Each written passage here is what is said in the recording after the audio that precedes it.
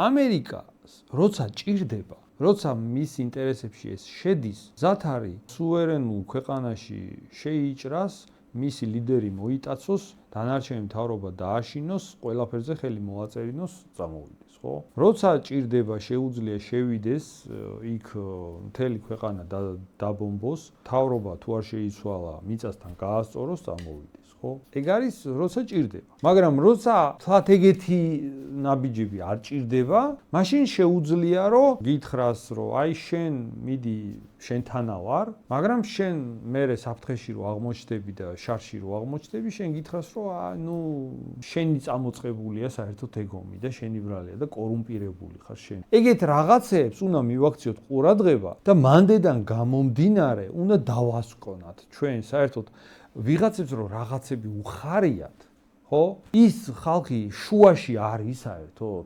ანუ აქ რო ვიღაც ხალხს აი ვიღაცაში რას გულისხმობ ხო პროდასავლელები ხო აქ საქართველოში ხო სინამდვილეში არიან ამერიკის პატრიოტი ხალხი აქვს. ის ხალხი რაღაცას რო ქომაგობს. მაგ დროს უნდა გვესმოდეს რომ ამერიკას სათანადოდ რამე რო აინტერესებდეს საქართველოსთან მიმართებაში. ირკვევა რომ პრობლემას კი არ წარმოადგენს. რამეზე უკან კი არ დაიხევს. ქვეყანაში შეჭრაზეც არ ამბობს უარს.